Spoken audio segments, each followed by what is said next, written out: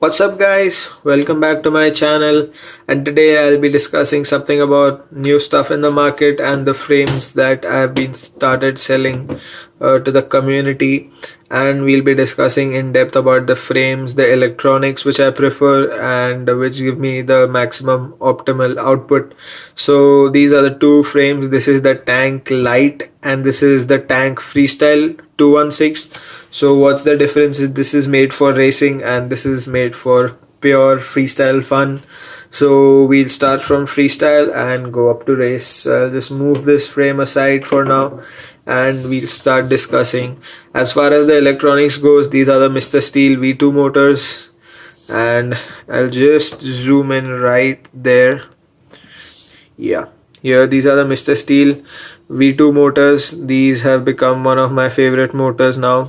I'm also using this polycarbonate protector, which is awesome. It works, it protects the motor. You can see there is not at all any bend. I'm applying a lot of pressure and this thing protects the motor nicely.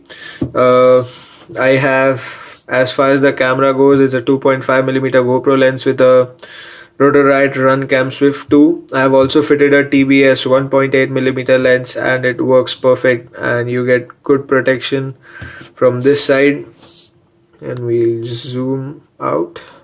That's there. I have got a CL Racing F4S flight controller over here in the center with a 4-in-1 ESC, and behind I've got a TBS Crossfire and a capacitor, a low ESR capacitor. Also on this side, my favorite video transmitters of all time. This is the TBS Unify Pro HV, and you can see it's fitted just right here, just below the XT60. So that's there. And this is one of the innovative things that I found out, putting the XT60 over here and putting the balance lead inside over there.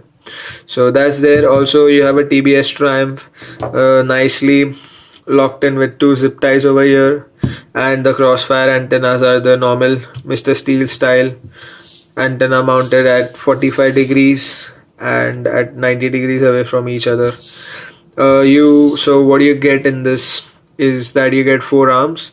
You get this bottom plate which is thick, and what innovative I've done over here is that usually the frame, like the body, breaks in this area. So I have not put any lightning holes in this area and just have spread them out over here, and these are hexagonal in shape, which makes them very strong.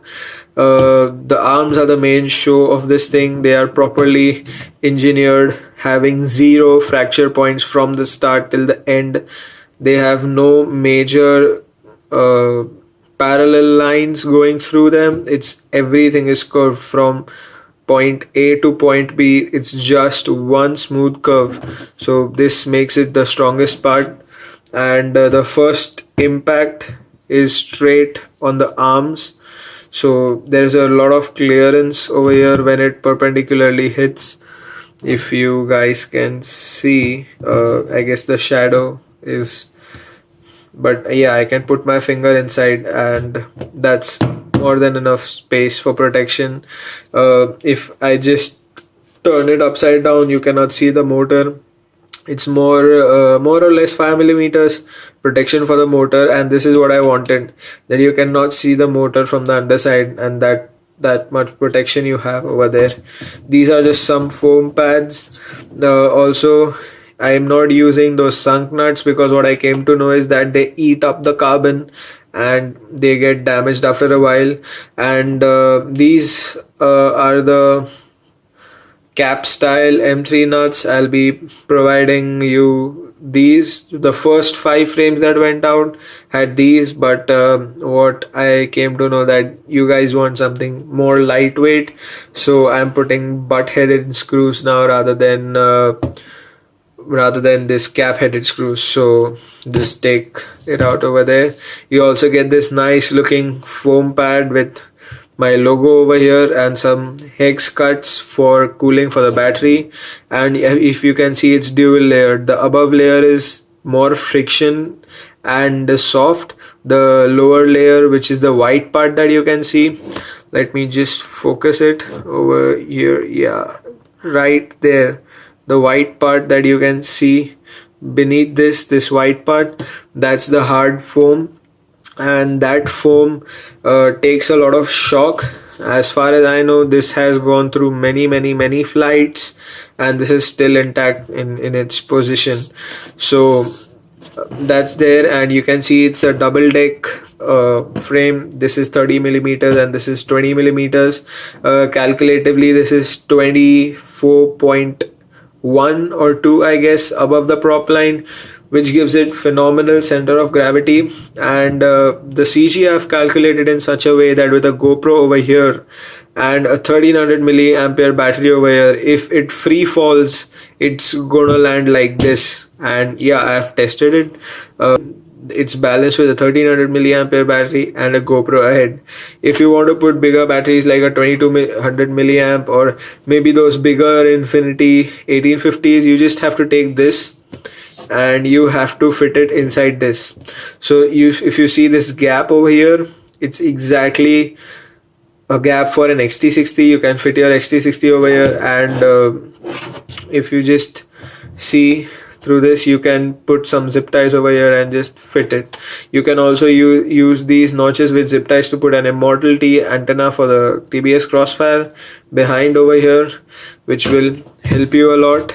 And if I'm able to show you guys here, if you can see this part, it's the locking mechanism for the run cam style, and it has a few lightning holes ahead, so it's a very good cam plate. And also I wanted the cam plate to be structurally very strong, hence covering most of the surface area.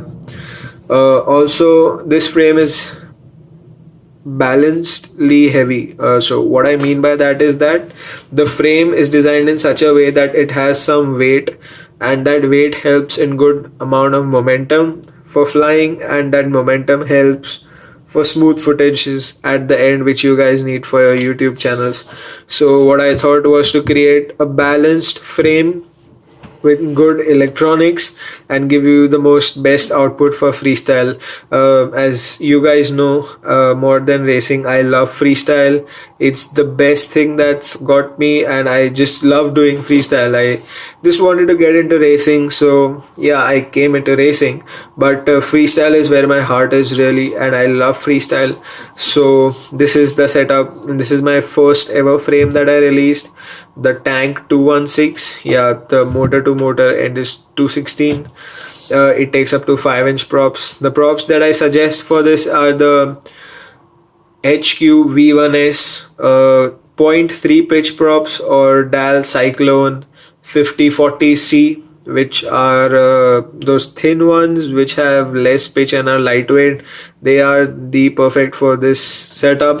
And what I recommend as the electronics, I told you before, CL Racing F for flight controller, Mr. Steele motors, SpeedX 30 amp ESCs, TBS Unify Pro HV, TBS Crossfire, TBS Triumph. You know, most of TBS stuff over here because I just love TBS. I'm crazy behind it, and I don't know why these guys are not. They're gonna stop the manufacturing of bulletproof ESCs. That's why I switched to a 4-in-1. Also TBS Crossfire. And what thing I've realized is with the CL Racing F4, you sometimes, actually don't need a capacitor because it has dual filtering. That's what I came to know from the board. It's a very good board. It has these soft mounting grommets and stuff like that. And as far as the Steele motor goes, I had tried the V1s, and they were phenomenally smooth, but the designing was not as good as the V2s. So I was waiting for the V2s, and the V2s have come out, and these are the Steele V2s which I have put over here. So yeah, they work phenomenally better than the V1s as the design is more innovative. And you can see this polycarbonate thing. It's very strong and protects the motor in many crashes and all that stuff. So yeah, this is what about my freestyle airframe, and this is what I came through after 1 year of breaking my head down with AutoCAD and a few friends. Credits to Vipul FPV for stress testing this thing, and it's completely stress tested in ANSYS by Vipul FPV, and stress tested by Fusion 360 by me. So yeah, this is the product that I've come out with for freestyle, and more or less I suggest beginners to use this frame because this has taken many crashes, and I mean really many crashes.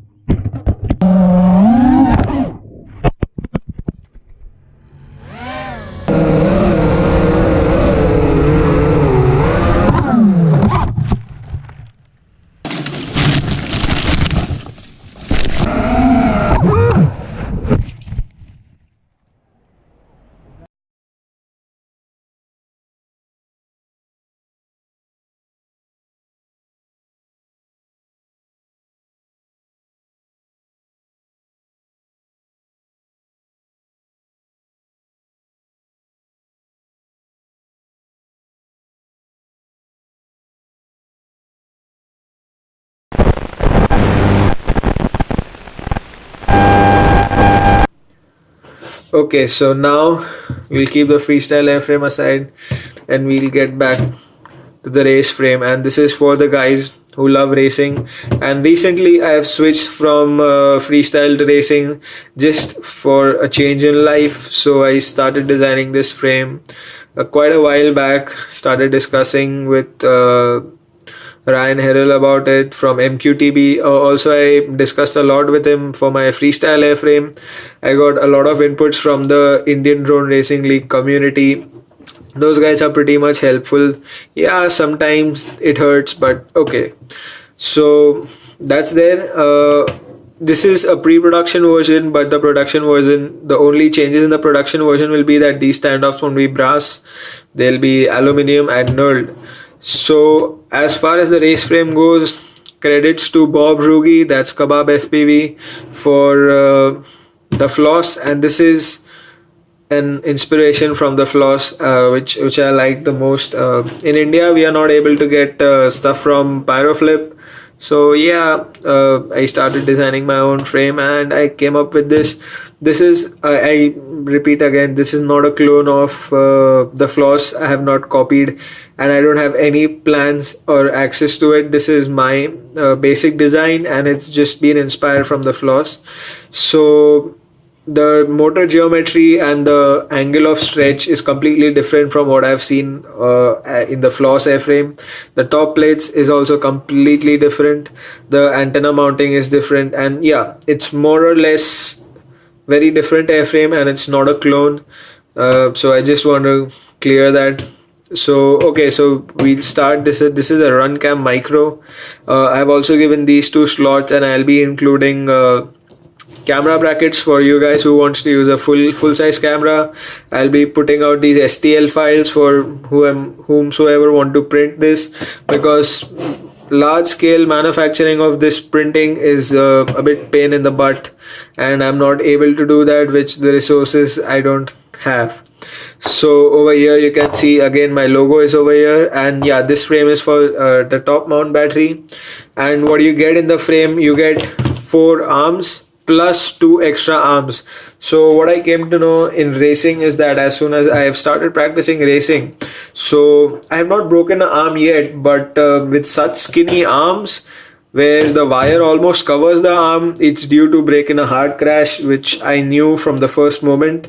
So that's why you get 2 extra arms with 1 frame and you don't have to pay a penny extra. Also, you get 2 different top plates. One is a light top plate and one is this practice top plate or the top mount battery. The light top plate is more like a squished, where it does not have much weight, and you put a standoff over here and it connects to the top side and you have a light setup, a much lighter setup. The hardware is high carbon steel hardware, and rather than sunk nuts. These are normal M3 lock nuts, and the bottom plate is 3 millimeters. The arms are 4 millimeters. The top plates, the two top plates which are going to come are 2 millimeters. I currently don't have the top plate, but I assure you it will be given with every package.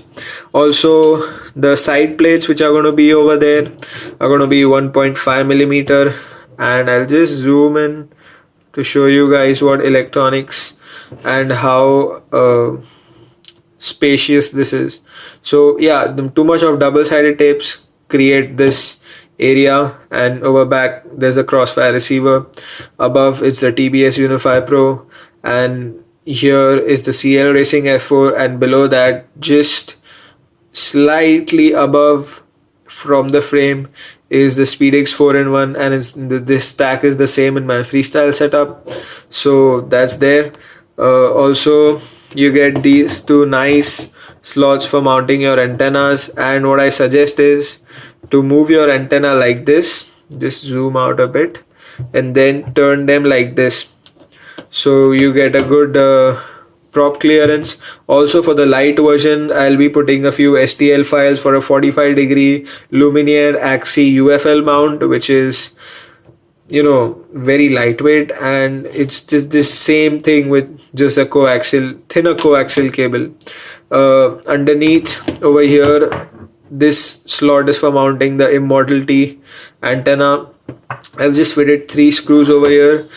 This area is beefed up a lot, and only 3 lightning holes, and I don't want this to break, because getting spare of this is very difficult rather than getting a spare part of this. And you'll be able to buy spare arms. They'll be available on the websites, which I'm going to put in the links description below. It will take like almost a week to come up on the website, as I have just received the production parts, and they're going to get packaged. So as far as those electronics are there, it's a Runcam Micro, and these are the show. I just love these motors. Before the Steele V2s came out, I was freestyling with the ZMX, and I have a video about it here. I'm going to put it in the top right, and yeah, these motors work phenomenally good for freestyle, but the only issue with these motors is that they're not efficient. At such a small size, it's 2600 kV, packs and packs of punch, and I'm amazed by the performance this thing gives. This is the ZMX Phoenix 23. You also have the Phoenix 30, but as this is a lightweight setup and I wanted a lightweight motor, and I went for this. Everything apart the low flange nut, I hate these strip easily. I mean, the front part, I like the bigger nuts, you know, which have more space for gripping. So apart that, this thing is phenomenally awesome. The shaft is steel, I guess, with titanium reinforcement. It is a pantless motor. Also, it has this thing, I don't know if I can zoom in and focus for you guys, but if just a second, guys, I'm not really able to focus it. Just okay, just a second, guys. Okay, I'm not able to focus it. Okay, so what I wanted to say was that this, okay, now it's focused. That inside over there, here, there is an M2 nut which holds the shaft rather than a C-clip, and that's what I love. And it's the same thing with the Steele V2s. Sorry for the dirt over here, I've been flying this for a long time. So same thing in the Steele V2s. It's black, so you cannot see it, but there is a M2 bolt over there holding the hollow shaft. And as far as hollow shaft and these M2 nuts go, I wanted to tell you guys, do not, I repeat, do not over tighten them. You're going to smoke a motor, because the more you tighten them, the bearings have less surface area to spin and they are less smooth. So I really do not recommend tightening them up, like shoving the Allen key and tightening them till the last thread. Just leave a space and spin the motor by hand. After tightening it, if it is spinning smoothly, that means it's enough tight. Just don't go crazy on it. So okay, it's been quite a while. I've been speaking for 19 minutes, I guess. Yeah, almost 20 minutes. So this is the review of my two frames. Actually, rather than a review, it's more of a discussion about these two frames which I am releasing. This has already been released, and this is going to be released as soon as I get time from my college and everything. But yeah, it's gonna get released. You guys will love this frame. It has many extra things in it, like the light top plate, two extra arms. They are gonna give you a good backup in races, and it's gonna be more than enough good. So I'll sum it up, guys, over here. Won't take much of your time. It's 20 minutes complete. The discussion is complete over here. And let me know what you think about these frames in the comments below. And see you guys later.